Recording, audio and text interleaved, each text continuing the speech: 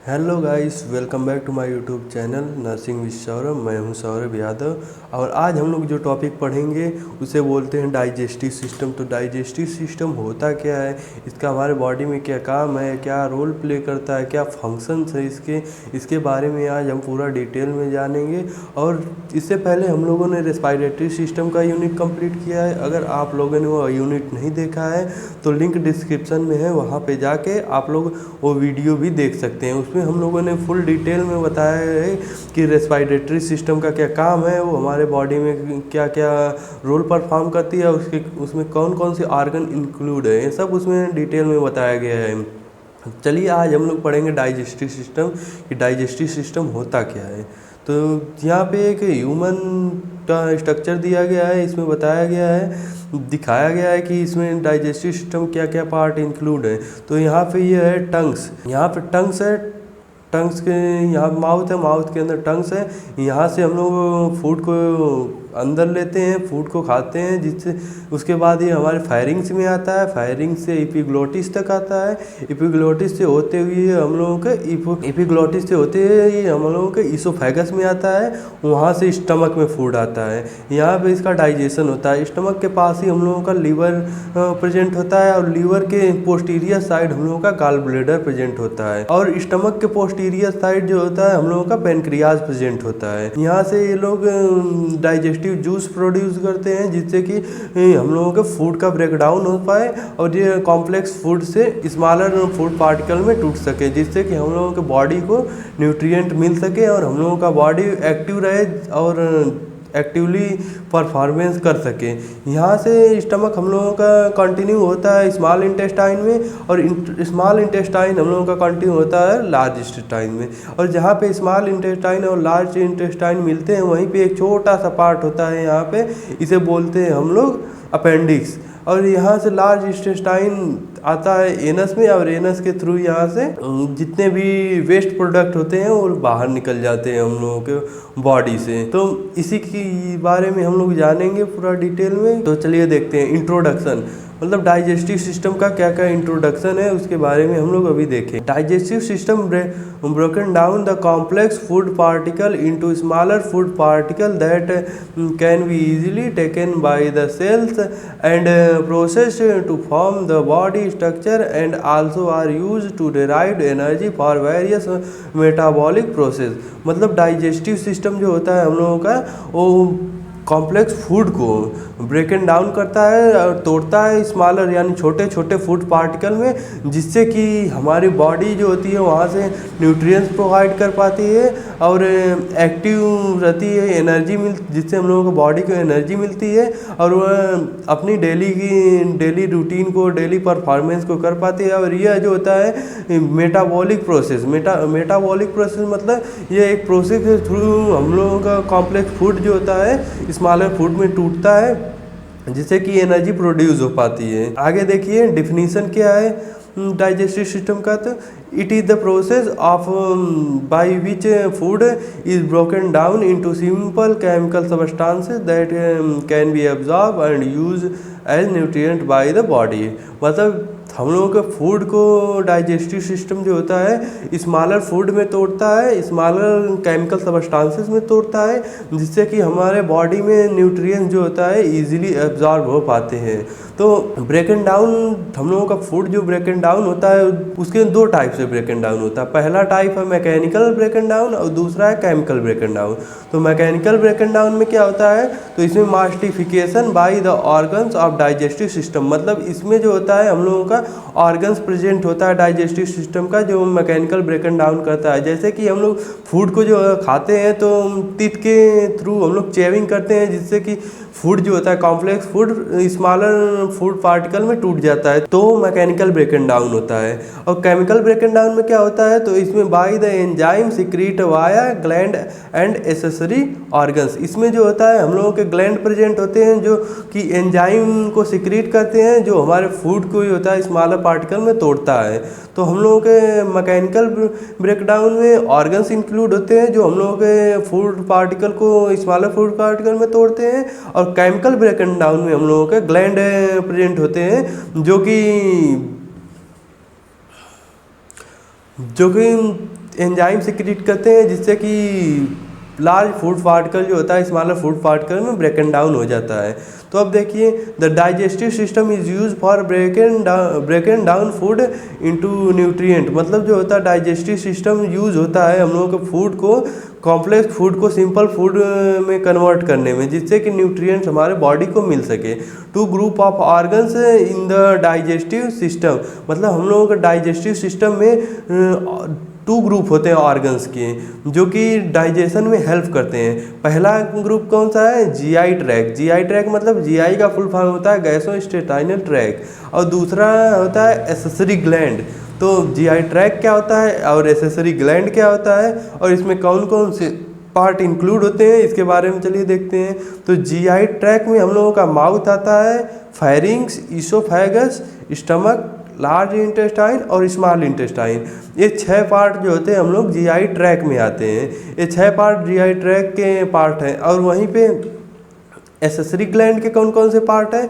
तो accessory gland में हम लोगों का टीथ आता है, टंग आता है, सलाइरी ग्लैंड आता है, liver, gall bladder and pancreas. मतलब ये 6 पार्ट जो होता है हम लोगों के एसेसरी ग्लैंड में आता है और एसेसरी ग्लैंड में डाइजेशन में हेल्प करता है। तो चलिए आगे देखते हैं। तो अब यहाँ पे फिगर दिया गया है, फिगर में बताया गया दिखाया गया है कि गैस्ट्रोइंटेस्टाइनल ट्रैक कहाँ पे है और एसेसरी स्ट्रक्चर में कौन कौन से ऑर्गन प्रेजेंट होते हैं और कहाँ कहाँ पे होते हैं। तो यहाँ पे देखिए गैस्ट्रोइंटेस्टाइनल ट्रैक में food, pharynx, oesophagus, stomach, small intestine और लार्ज इंटेस्टाइन होता है। तो यहाँ पे सबसे पहले माउथ आएगा, उसके बाद फेरिंग्स, फिर ईसोफेगस, फिर stomach, large small intestine, large intestine, rectum और एनस। इसी तरह से हम लोगों का ब्रेकन डाउन होता है। यहाँ पे माउथ के थ्रू हम लोग फूड को लेते हैं और उसके बाद ये हम लोगों को फेरिंग्स में आता है, ईसोफेगस के थ्रू स्टमक में आता है, स्टमक में इसका ब्रेकन डाउन होता है, उसके बाद ये स्मॉल इंटेस्टाइन में आता है। यहाँ पे इसका ज़्यादातर एब्जॉर्प्शन स्मॉल इंटेस्टाइन में ही फूड का होता है। यहाँ से लार्ज इंटेस्टाइन में आता है और फिर यहाँ से रेक्टम के थ्रू होते हुए एनस से जितने भी वेस्ट प्रोडक्ट हैं जिनमें कि न्यूट्रिएंट नहीं होते हैं वो यहाँ से बाहर एक्सक्रीट हो जाते हैं हमारे बॉडी, हम लोगों की बॉडी से। और वहीं पे एसेसरी स्ट्रक्चर में टीथ हो गया, टंग हो गया, सलाइरी ग्लैंड, लीवर, गाल ब्लेडर और पेनक्रियाज, ये भी मेन इम्पॉर्टेंट रोल प्ले करते हैं हम लोगों के डाइजेस्टिव सिस्टम में। तो आगे देखिए प्रोसेस ऑफ डाइजेस्टिव सिस्टम। मतलब प्रोसेस क्या है डाइजेस्टिव सिस्टम का, इसे देखते हैं। तो इसके 6 प्रोसेस हैं। डाइजेस्टिव सिस्टम के 6 प्रोसेस हैं। ब्रेकन डाउन करके फूड को छोटे छोटे पार्टिकल में तोड़ता है और उसका एब्जॉर्प्शन करता है। तो पहला क्या है प्रोसेस? इंगेशन। दूसरा है सिक्रीशन, फिर मिक्सिंग को हम लोग प्रोपल्सन भी बोलते हैं, फिर डाइजेशन, एब्जॉर्प्शन और डेफिकेशन। ये 6 प्रोसेस, ये अच्छा प्रोसेस है जो हम लोगों के फूड पार्टिकल को स्मॉलर पार्टिकल में तोड़ते हैं और इसका एब्जॉर्प्शन करवाते हैं हम लोगों को बॉडी में, जिससे कि हम लोगों के बॉडी को जो होता है न्यूट्रिएंट्स मिल पाता है और वो अपनी डेली रूटीन, डेली परफॉर्मेंस कर पाते हैं सभी लोग। तो इन जितने भी ये प्रोसेस दिए गए हैं इन लोगों को हम लोग डिटेल में देखेंगे कि इस प्रोसेस में क्या क्या होता है। तो उससे पहले देखिए फंक्शन ऑफ डाइजेस्टिव सिस्टम, मतलब डाइजेस्टिव सिस्टम का क्या क्या फंक्शन होता है। तो सबसे पहले इंगेशन मतलब फूड को हम लोग माउथ के थ्रू चेविंग करते हैं। उसके बाद ब्रेकन down complex food into simple food, मतलब जब हम लोग उसका चेविंग करते हैं तो हमारे टीथ के थ्रू जो होता है इसका मैकेनिकल ब्रेकन डाउन होता है और वो लार्ज पार्टिकल से स्मॉलर फूड पार्टिकल में कन्वर्ट होता है। उसके बाद absorption molecule in the blood stream, मतलब जो भी न्यूट्रिएंट मिलते हैं उसको हम लोगों का बॉडी एब्जॉर्ब करती है और ब्लड स्ट्रीम में भेज देती है एनर्जी को। और उसके बाद secretion of enzyme other substances, मतलब जो भी हम लोगों के ग्लैंड होते हैं वो एंजाइम का सिक्रेशन करते हैं जिससे कि केमिकल ब्रेकन डाउन होता है फूड का और हम लोगों का large food particle smaller food particle में कन्वर्ट हो जाते हैं।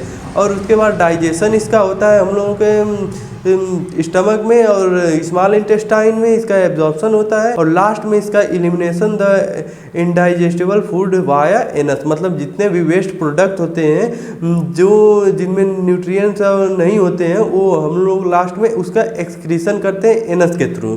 तो यही पूरा डाइजेशन का प्रोसेस है, इसी के थ्रू हम लोग फूड को डाइजेस्ट करते हैं, उसको एब्जॉर्ब करते हैं, ब्रेक एंड डाउन उसका करके उसे एब्जॉर्ब करते हैं, एंजाइम का सिक्रीशन होता है जिससे complex food particle smaller food particle में कन्वर्ट होते हैं, उसका डाइजेशन होता है और लास्ट में उसका एलिमिनेशन हो जाता है।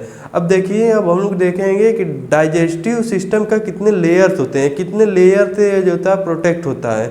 तो सबसे ऊपर का लेयर जो होता है उसे हम लोग बोलते हैं सीरोसा, मतलब सीरोसा सबसे बाहर का पार्ट है, सबसे ऊपर का पार्ट है। उसके बाद सेकेंड लेयर हम लोगों का होता है मस्कुलरिस। मस्कुलरिस में इनर सर्कुलर होता है और अदर लॉन्गिट्यूडिनल होता है। और उसके बाद थर्ड लेयर जो होता है वो हम लोगों का होता है सब म्यूकोसा, और फोर्थ लेयर हम लोगों का म्यूकोसा होती है, और लास्ट में होता है लेमन। तो इतने लेयर से हम लोगों का डाइजेस्टिव सिस्टम कवर होता है, इतने लेयर हम लोगों के डाइजेस्टिव सिस्टम को प्रोटेक्ट करते हैं और कवर करते हैं। तो आगे देखिए, specialise tube communicating with the external environment both at its higher and lower end is defined as a GI tract। मतलब इसमें क्या होता है कि हम लोगों के जो डाइजेस्टिव सिस्टम होता है उसमें हायर टू लोअर क्या होता है, मतलब हायर सबसे बाहर की तरफ कौन सी लेयर होती है, उसके बाद धीरे धीरे सबसे अंदर की तरफ कौन सी लेयर से हम लोगों का डाइजेस्टिव सिस्टम कवर होता है, हम लोगों के जीआई ट्रैक कवर होता है। जीआई ट्रैक भी डाइजेस्टिव सिस्टम ही होता है, तो मतलब गैसोइंटेस्टाइनल ट्रैक। तो इसमें जो लेयर्स होते हैं आउटर से इनर की तरफ दिखाया गया है कि सबसे आउटर में सबसे बाहर जो होता है हम लोगों का सीरोसा होता है, जिसे हम लोग एडवेंटिया या पेरिटोनियम भी बोलते हैं। दूसरा लेयर हम लोगों का होता है मस्कुलरिस, जिसे हम जो मसल्स लेयर होता है, और थर्ड लेयर हम लोगों का सब म्यूकोसा होता है, और सबसे लास्ट में सबसे इनर लेयर हम लोगों का म्यूकोसा होता है। तो ये फोर लेयर से हम लोगों का डाइजेस्टिव सिस्टम कवर होता है। अब हम लोग इन फोर लेयर के बारे में डिटेल में देखेंगे कि इन फोर लेयर्स का क्या क्या काम होता है। तो सबसे पहले आता है हम लोगों का सीरोसा। सीरोसा क्या होता है, सीरोसा को हम लोग एडवेंटिटिया भी या पेरिटोनियम भी बोलते हैं। तो this coat is continuous along with the visceral peritoneum throughout the tract except mouth, pharynx, esophagus, rectum and anal canal where it is replaced by fibrous tissue। इसमें क्या होता है कि ये जो सीरस मेम्ब्रेन होती है, सीरस लेयर होती है, ये कंटिन्यू होती है विसरल पेरिटोनियम से, और इसमें जो होता है mouth, pharynx, oesophagus, rectum, anal canal, ये सब जो होता है फाइबर टिश्यू से कवर होते हैं। अब आगे देखते हैं दूसरी लेयर के बारे में कि दूसरी लेयर क्या है और उसका क्या क्या काम है। तो दूसरा हम लोगों का है मस्कुलरिस। मस्कुलरिस लेयर मसल्स की लेयर होती है, मसल से बनी होती है। तो इसमें क्या क्या होता है, this layer is continuous along with the smooth muscles. यहाँ पे स्मूथ का मीनिंग थोड़ी सी रॉन्ग हो गई, इसे आप लोग समझ लीजिएगा। That are generally arrangement in two layers, मतलब जो हम लोगों का मस्कुलरिस लेयर होता है ये स्मूथ लेयर होती है और ये जनरेट होती है टू लेयर्स से। सबसे पहला होता है आउटर लॉन्गिट्यूडिनल मसल और दूसरा होता है inner circular muscles. Myenteric and Auerbach plexus from by sympathetic and parasympathetic fibre between the two layers of muscles. मतलब ये जो टू लेयर्स होती है मसल्स की, इसमें जो होता है हम लोगों का सिंपैथेटिक और पैरासिम्पैथेटिक फाइबर से जो होता है ये दोनों मसल जो होती है कवर होती हैं। तो अब आगे चलिए देखते हैं कि थर्ड लेयर कौन सी है और उसका क्या क्या काम होता है। तो थर्ड लेयर हम लोगों की है सब म्यूकोसा लेयर। तो सब म्यूकोसा लेयर का क्या क्या काम होता है इसके बारे में देखते हैं। तो this layer is form by the fibrous tissue, lymphatic and blood vessels. यह जो होती है हम लोगों के लिम्फेथेटिक टिश्यू से फॉर्म होती है और इसमें लिम्फेथेटिक और ब्लड वेसल्स होते हैं। अब एनोदर नर्व फ्लेक्सेस जो होते हैं सब म्यूकोसा और Mizner flexes is present in between muscularis and सब म्यूस्कुलरिस लेयर। इसमें हम लोगों का जो नर्व फ्लेक्सेस होता है सब म्यूकोसा, जिसे हम लोग मिजनर फ्लेक्सेस के नाम से बोलते हैं, वो प्रेजेंट होता है हम लोगों के मस्कुलरिस और सब मस्कुलरिस लेयर में। तो यह दोनों प्रेजेंट होते हैं हम लोगों के, मतलब यह जो नर्व फ्लेक्सेस होता है हम लोगों के मस्कुलरिस और सब मस्कुलरिस लेयर में प्रेजेंट होता है। तो अब हम लोग चौथा लेयर देखते हैं कि चौथा और लास्ट लेयर कौन सी है, तो यह है म्यूकोसा लेयर। तो म्यूकोसा लेयर का क्या क्या काम होता है इसके बारे में चलिए देखते हैं। तो इट हैज़ 3 इंपॉर्टेंट कंपोनेंट, इसमें 3 इंपॉर्टेंट कंपोनेंट होते हैं। सबसे पहला है मस्कुलर म्यूकोसा जिसमें form of smooth muscles. Muscular mucosa smooth muscles की बनी होती है और यह फर्स्ट इंपॉर्टेंट कंपोनेंट है। और दूसरा कंपोनेंट हम लोग देखते हैं तो lamina propria with is connected tissue support structure for the epithelium. मतलब यह जो होता है दूसरा हम लोगों का कंपोनेंट है लेमिना प्रोप्रिया। यह जो होता है कनेक्टिव टिश्यू को सपोर्ट प्रोवाइड करता है इपिथेलियम से। यह इपिथेलियम सेल का बना होता है इसका स्ट्रक्चर। और थर्ड में होता है in addition the epithelium that is lining the GIT is modification into specific gland. मतलब यह जो था थर्ड इसका पॉइंट है कि इसमें इपिथेलियल टिश्यू की लाइनिंग होती है जीआई ट्रैक में is modified in specific gland. मतलब ये स्पेसिफिक ग्लैंड से मॉडिफाई होती है। यहाँ पे जीआईटी लिखा है, इसका फुल फॉर्म होता है जी मतलब गैसोइंटेस्टाइनल ट्रैक। तो यह हम लोगों का डाइजेस्टिव सिस्टम का चारों लेयर्स है, यहाँ पे कवर हो गया। अब इसके आगे चलिए देखते हैं कि इसके आगे क्या है। तो यहाँ पे पार्ट ऑफ डाइजेस्टिव सिस्टम मतलब डाइजेस्टिव सिस्टम के कौन कौन से पार्ट है यहाँ पे वो बताया गया है। तो चलिए इसके देखते हैं। तो the main component of the digestive system is the digestive track एलिमिनेटरी canal. मतलब डाइजेस्टिव सिस्टम का जो मेन कंपोनेंट है वो डाइजेस्टिव ट्रैक है, जिसे हम लोग एलिमिनेटरी कैनाल भी बोलते हैं। The tract begin at mouth where food is taken in at the anus from where the unwanted material eliminate. मतलब ये हम लोग फूड को जो होता है माउथ के थ्रू लेते हैं और ये डाइजेशन के प्रोसेस के थ्रू जाता है और लास्ट में जो अनवांटेड मटेरियल बच जाता है वो हम लोग एनस के थ्रू जो होता है उसे एलिमिनेट कर देते हैं, बॉडी से बाहर निकाल देते हैं। अब associated with the track are the number of gland where help in the digestive process.